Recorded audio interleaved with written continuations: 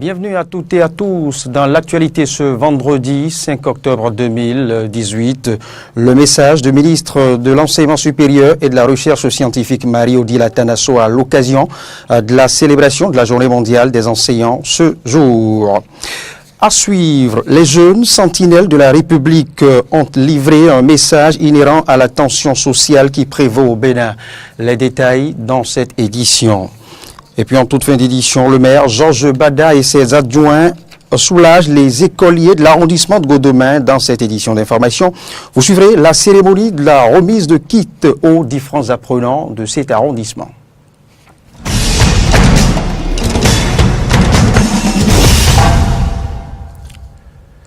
Vous faites bien de préférer l'actualité sur Eden Télévision. Ce vendredi marquera la 70e édition de la Journée mondiale des enseignants. Le thème de cette année, je cite, le droit à l'éducation, c'est aussi le droit à un personnel enseignant bien qualifié. Fin de citation. À l'occasion de cette célébration, eh bien, le ministre de l'Enseignement supérieur, Marie-Odile Atanasso, a délivré un message à l'endroit des enseignants du Bénin. Je vous invite à la suivre. Après Parakou en 2017, c'est la ville de Natitengou, chef-lieu du département de la Takura, qui accueillera cette année les manifestations officielles marquant la 25e Journée mondiale des enseignants au Bénin. Cette manifestation que l'État béninois organise chaque année dans la collégialité des 3 ministères en charge de l'éducation permet d'attirer l'attention de l'opinion nationale sur la place et le rôle que joue l'enseignant dans nos sociétés modernes. Qu'il soit instituteur, professeur des collèges et lycées ou enseignant des différents grades de l'enseignement supérieur, il est l'un des principaux acteurs du développement car c'est lui qui fait acquérir à l'apprenant les savoir-faire scientifiques et techniques qui produisent le bien-être et la richesse, de même que les valeurs fondamentales de savoir-être que constituent la recherche de la paix, la tolérance réciproque, l'égalité de tous les êtres, le respect de l'autre et le droit de chacun à la différence. La Journée mondiale des enseignants vise à mobiliser l'attention des gouvernements et des populations sur les moyens nécessaires au personnel enseignant pour qu'il soit efficace sur le terrain, fournissent aux apprenants un encadrement performant et fassent de l'accès à une éducation de qualité une réalité tangible pour les générations présentes et à venir.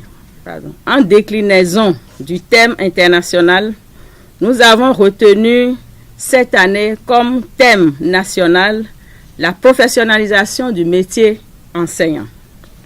Ce sous-thème interpelle chacun de nous sur la nécessité de tout mettre en œuvre pour faire de notre métier enseignant non seulement un sacerdoce exaltant, mais aussi une profession aux arcanes maîtrisés, tant sur le plan pédagogique que sur le plan docimologique. Pour y parvenir, l'enseignant doit se remettre perpétuellement en cause, rechercher une mise à niveau permanente grâce à une formation continue sur tous les plans concernés par sa discipline. Pour les encourager, j'invite chaque Béninois et chaque Béninoise des autres corps de métier à marquer cette journée d'une pierre blanche en se souvenant d'un enseignant qui a positivement marqué sa vie et au besoin à lui témoigner sa reconnaissance de la manière qu'il aura choisi si cet enseignant lui est encore physiquement accessible. Autre volet dans cette édition d'information, le nouveau procès de l'affaire présumée de 18 kg de cocaïne qui remonte à 2 ans est renvoyé au 18 octobre prochain. Raison, l'absence des prévenus dont l'opérateur économique Sébastien Germain Adjavant qui se sont fait représenter par leurs avocats qui ont présenté la lettre d'excuse de leurs clients.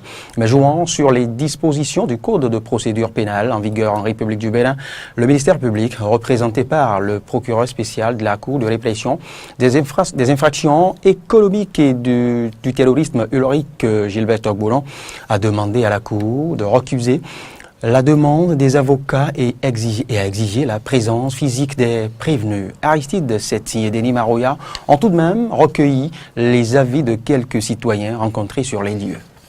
Nous, en tant que jeunes, vraiment, on n'admet pas ce qui se passe dans le pays. Nous ne sommes pas contre quelqu'un, nous ne sommes pas contre le pouvoir en place, mais nous détestons la manière dont les gens traitent les jeunes aujourd'hui. Il n'y a pas d'emploi, il n'y a pas de travail, il n'y a rien dans le pays, rien ne va, le commerce, tu t'engages dans quelque chose, ça ne va pas. Donc nous sommes contre tout ça. Nous ne sommes pas là pour défendre Adjavon, mais plutôt nous défendons notre cas en tant que jeunes.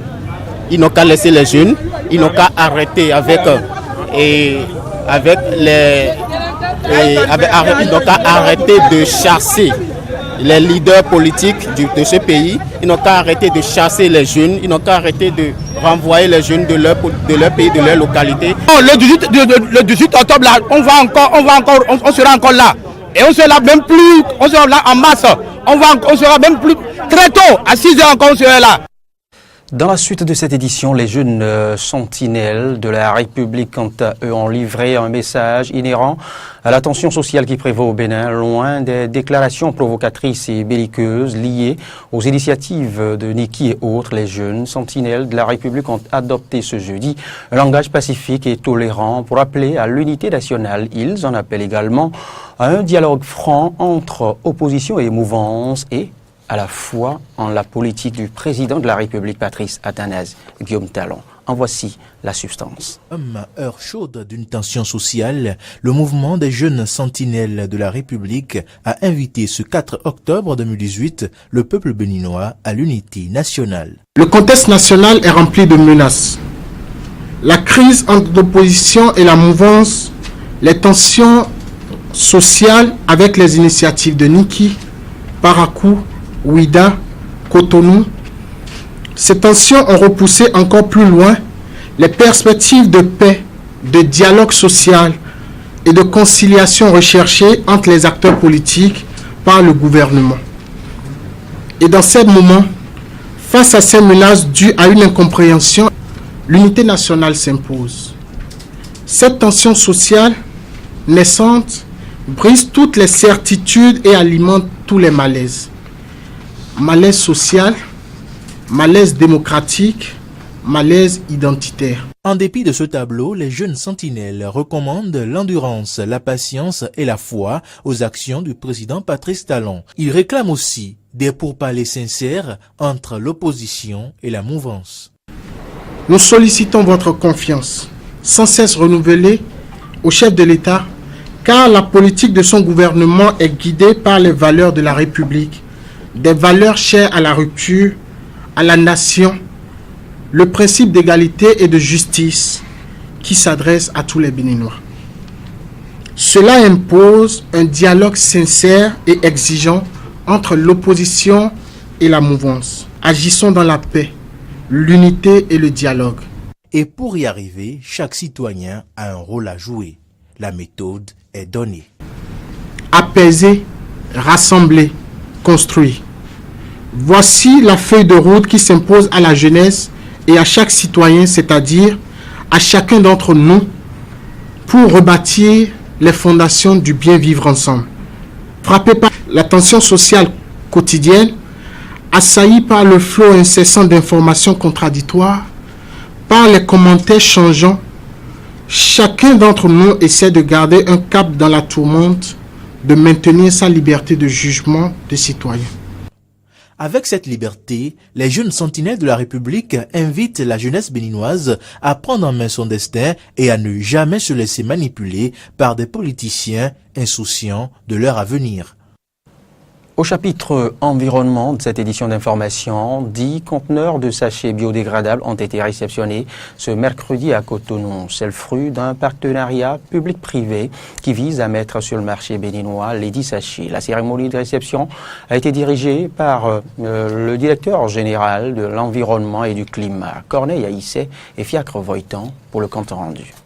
Des sachets biodégradables sur le marché pour répondre à la demande sans cesse croissante depuis l'entrée en vigueur de la loi portant interdiction des sachets plastiques non biodégradables en République du Bénin. Le ministère du Cadre de Vie et une structure privée promotrice de ce type de sachets ont réceptionné ce mercredi à Cotonou 180 tonnes de sachets biodégradables. Cyril Khodonou, représentant du promoteur. C'est des sachets biodégradables. Ce ne sont pas des sachets plastiques. Ce qui veut dire que c'est des sachets qui se décomposent d'eux-mêmes. qui ont une capacité de désintégration, c'est-à-dire de dégradation, à 97% en 20 jours. C'est des sachets qui sont fabriqués à base d'amidon de pommes de terre sans polystyrène. Il n'y a pas 1% de polystyrène, c'est-à-dire de plastique, dans les sachets. Le directeur général de l'environnement et du climat, Martin Pépin Aïnan, rassure de la biodégradabilité de ces sachets et de leur disponibilité sur l'ensemble du territoire national. La loi 039 que le chef de l'État a promulguée le 26 décembre 2017, en son article 7, nous demande, après avoir donné l'agrément au laboratoire, après avoir donné l'homologation aux structures commerciales, de vérifier dès que les sachets arrivent sur le territoire, de faire le déplacement pour constater l'effectivité de la biodégradabilité de ces sachets.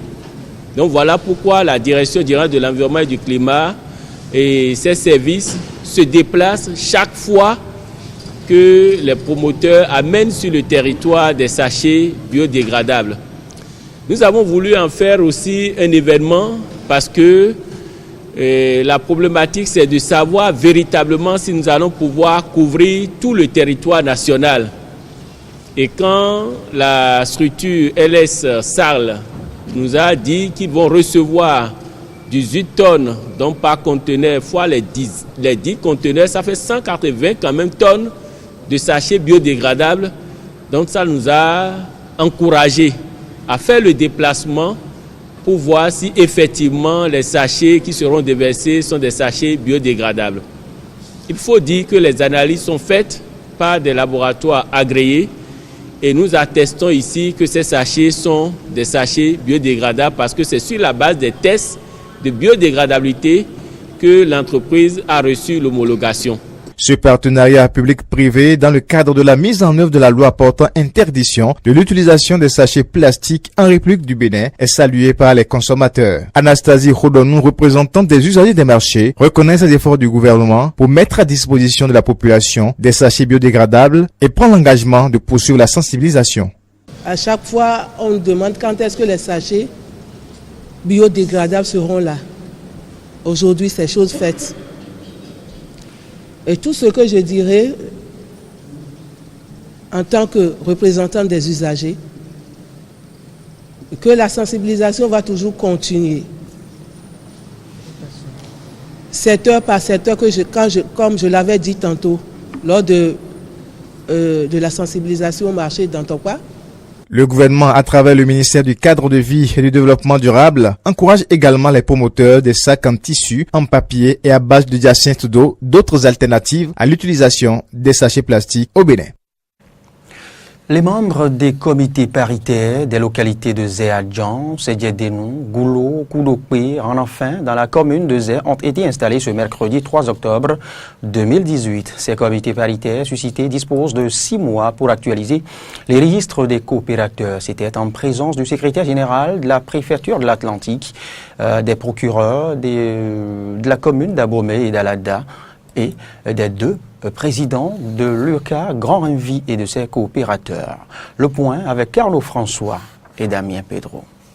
En prélude à l'Assemblée générale devant conduire à l'élection des membres des futurs bureaux qui présideront aux destinées de la coopérative d'aménagement rural car de Zé-Adjan, Sédié-Dénou, Goulo, Goudokwe et Ranafin dans la commune de Zé, un comité paritaire de 7 membres dont 3 représentants de chacune des 2 ailes protagonistes et un représentant du préfet de l'Atlantique a été installé dans chacune des localités précitées ce mercredi 3 octobre 2018.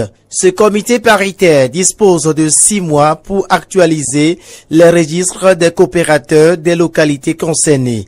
Les tribunaux ayant compétence dans ce processus ont un rôle capital à jouer afin de faciliter l'aboutissement de l'actualisation des registres des coopérateurs. Les liquidateurs de succession. En fait, ce sont ces liquidateurs de succession-là qui vont figurer sur la liste des coopérateurs. Et c'est ceux-là qui iront aux assemblées générales et vont participer à l'élection des nouveaux membres des conseils d'administration. Pour ça, là, si on prend ne serait-ce que les 250 qui sont déjà partis, il faudrait désigner des liquidateurs de succession pour chacune des 250 personnes qui sont décédées là. Donc ça fait au moins 250 dossiers. La nécessité pour le tribunal de se déplacer pour venir sur le terrain pour délivrer ces décisions. Le maire de la commune de Zé, commune dans laquelle on retrouve ces localités, a profité pour remercier le chef de l'État qui a œuvré pour que l'installation de ces comités paritaires soit une réalité 14 ans après. Nous remercions beaucoup le chef de l'État, son Excellence Patrice Talon, qui est inspiré et qui a voulu quand même mettre fin à cette pagaille et qui a décidé de mettre un comité sur pied au niveau national, une commission départementale et un comité paritaire au niveau des cas. Il faut donc attendre 6 mois après pour voir les palmiers produits pour le bien-être des coopérateurs et des populations. Remise de kits scolaires aux écoliers de l'arrondissement de Godomain. Vous comprenez ainsi que nous sommes dans un tout autre chapitre, celui éducatif. L'actualité remonte à ce jeudi 4 octobre 2018. Cette initiative de la mairie d'Abomey-Calavi vise à accompagner les parents d'élèves démunis pour cette rentrée scolaire 2018-2019. Le compte-rendu est signé de Horacia Diodi et de Fiacre Voitan. La mairie d'Abomey-Calavi fait œuvre utile dans le secteur de l'éducation. Pour cette rentrée 2018-2019, le conseil communal a décidé de distribuer des kits scolaires composés de sacs, bics, crayons et kakis aux apprenants défavorisés. Après l'étape de l'arrondissement central d'Abomey-Calavi, c'est le tour de l'arrondissement de Godomain ce 4 octobre 2018. La délégation ayant à sa tête le maire Georges Bada s'est rendue d'abord au complexe scolaire Kokoko, ensuite à l'école primaire publique de Godomain Centre et enfin au complexe scolaire de Togudo où 1000 kits ont été distribués aux écoliers. L'éducation d'une nation est une chose très essentielle, très importante. C'est pourquoi nous, au cours de la session budgétaire de 2018, on a prévu l'activité de ce matin. Les élèves sont sélectionnés par école et puis la liste est faite depuis bien surveillé par le chef de la région pédagogique. Donc c'est de commun accord avec le chef de région pédagogique qu'on a fait le travail. Cette initiative de la commune d'Abomey-Calavi vient en soutien aux ambitions du gouvernement dans le domaine de l'éducation, dira le maire Georges Bada. L'assistance aux enfants indigents est l'acte que nous sommes en train de poser pour essayer d'équilibrer, de faire justice dans notre pays. Car la décision du gouvernement du président Patrice Talon est de voir tous les enfants à l'école. Voir tous les enfants à l'école suppose que ces enfants aient le minimum qu'il leur faut pour pouvoir apprendre, pour pouvoir écrire, pour pouvoir être de bons élèves. Un geste qui réjouit enseignants et apprenants bénéficiaires. La rentrée a commencé donc depuis plus de 3 semaines déjà. Mais je vous assure qu'il y a des enfants qui ne démarrent pas parce qu'ils n'ont pas le petit outil de travail. Donc cette décision que vous venez de prendre d'accompagner les plus indigents, c'est une décision très bonne, une décision que nous applaudissons. Je vais remercier le maire de tout ce qu'il a fait. Cette unité scolaire, je vais travailler avec ça en classe. La remise de kits scolaires aux apprenants sera effective dans les 9 arrondissements de la commune d'Abomey-Calavi. Direction Mono-Koufo, plus d'exercice illégal en clientèle privée pour les professionnels de la santé dans le département du Mono. Le préfet du Mono, Komlan Senan Sedro Zinsou, a mis en exécution la décision du gouvernement de fermer les cliniques et cabinets illégaux. Le temps de réorganiser un tant soit peu l'exercice en clientèle privée des professionnels, des professions médicales et paramédicales au Bénin. Ensemble, avec le procureur du tribunal de Lokossa, le préfet du Mono a rappelé à tous la décision y afférente. Voici le reportage de Jonas Bouchi, le correspondant dans les départements du Mono et du Koufo, de Diaspora FM et d'En Télévision. Soucieux d'un accès équitable des populations aux soins de santé sur l'ensemble du territoire national, le gouvernement béninois a autorisé par la loi 97-020 du 17 juin 1997 l'exercice en clientèle privée des professions médicales et paramédicales. Mais force est de constater de nos jours que certaines personnes abusent de cette autorisation, foulant parfois aux pieds les règles élémentaires régissant l'exercice de leur profession. Chaque jour qui passe, un nouveau cabinet est ouvert et ces établissements opèrent dans la clandestinité. Logés dans des maisons d'habitation, ils utilisent pour la plupart des cas du personnel non qualifié. Les soins sont prodigués dans des conditions d'hygiène qui laissent à désirer. Lorsque ces établissements sont ouverts par des agents qualifiés, ils sont pour la plupart des fonctionnaires de l'État et donc doivent déserter les centres publics pour animer les cabinets privés. C'est donc pour ne plus laisser perdurer cette pagaille qui met en danger la santé des populations que le gouvernement a décidé de la fermeture des cliniques et cabinets de santé qui exercent dans l'illégalité. Le directeur départemental de la santé du Mono précise les conditions à remplir désormais par toute personne qui souhaite exercer en privé dans le secteur de la santé au Bénin. Soit tu es infirmier, tu es sage-femme, tu es médecin, et pour être en privé, il faut d'abord avoir l'autorisation d'exercice en caractère privé. D'abord, parce que tu es déjà médecin ou bien sage-femme. Ensuite, tu dois avoir l'autorisation d'ouverture. Il faut avoir ces trois éléments-là. Tu as le diplôme, tu as l'autorisation d'exercice, tu as l'autorisation d'ouverture. Ces trois éléments réunis avant d'avoir d'exercer en privé.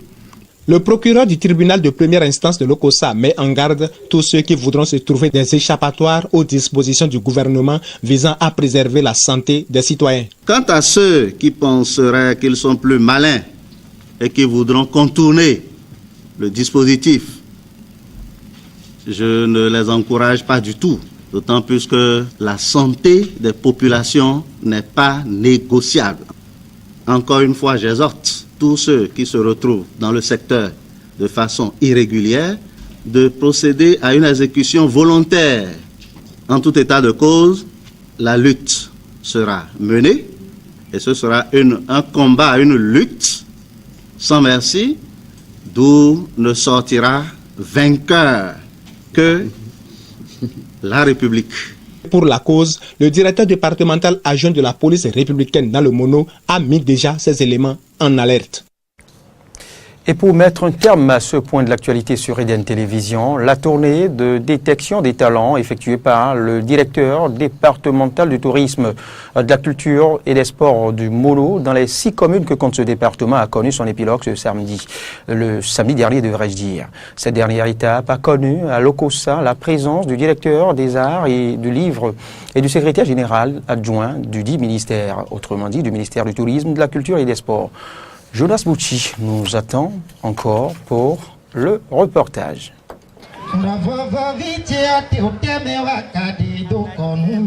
Par ces podiums, à l'intention des artistes en herbe dans les communes du département du Mono, le gouvernement de Patrice Talon est allé dénicher les talents de la musique béninoise qui sommeillent sous les arbres dans la forêt des difficultés qui les empêchent de se révéler au monde. Une tournée qui a permis à Ikel Benedictus Anani d'être plus convaincu des talents culturels tapis dans l'ombre dans les coins reculés du Bénin. Nous avons eu l'occasion de voir combien culturellement parlant notre département a de potentiel, que cela soit à Tiémé, à Comé, à Khoyogbe, à Bopa ou encore à Grand Popo, aussi bien dans la catégorie traditionnelle que dans la catégorie moderne. Les artistes nous ont émerveillés. Il y a beaucoup de jeunes, beaucoup d'enfants qui ont des talents, mais qui manquent de visibilité, qui manquent d'un espace d'expression. Et c'est pour ça que ce projet a été mis en place au niveau donc, du programme de travail annuel du ministère du Tourisme, de la Culture et des Sports. Vu toute l'importance d'un tel projet qui met sur scène des artistes en herbe, des acteurs culturels n'ont pas marchandé leur soutien à l'initiative. À l'initiative du président de la République, dans le secteur de la culture, pour donner la chance aux valeurs qui n'ont pas encore reçu la visibilité nécessaire pour s'exprimer, de passer par ce canal pour se faire connaître et vivre de leur art. Parce que chacun de nous a un potentiel. Et ce potentiel a besoin d'un soutien pour se révéler. Nous n'avons pas de ressources minières pour nous en vanter, mais nous avons cette culture, cette riche culture que nous pouvons vendre au monde. Et ce sera à travers ces artistes. À l'occasion de la dernière étape de ces podiums à l'intention des artistes en herbe dans le Mono, le secrétaire général adjoint du ministère de la Culture a adressé depuis l'Okosa ses félicitations aux directeurs départementaux qui ont exécuté ce pan des actions du gouvernement dans les communes du Bénin. Dieu a voulu que ce soit du haut du podium du Mono que je m'adresse à tous les directeurs départementaux du tourisme, de la culture et des sports. Je voudrais vous présenter toutes les félicitations du ministre pour cette visibilité que vous avez permise dans le cadre de la mise en œuvre du programme d'action du gouvernement dans les secteurs du tourisme, de la culture et des sports. En dehors des enveloppes financières pour les 3 meilleurs artistes dans chaque commune, un trophée a été décerné aux gagnants de cette compétition musicale dans les 6 communes du Mono. Merci à Jonas Bouchi pour cette série de reportages, j'allais dire, dans les départements du Mono et du Koufou. Et c'est donc tout pour ce point de l'actualité. Merci de l'avoir suivi sur Eden Télévision. Je vous rappelle les prochains rendez-vous d'actualité, 17h, 20h. Et bien, quant à moi, je vous retrouve lundi sur Matin d'Eden. Bonne journée.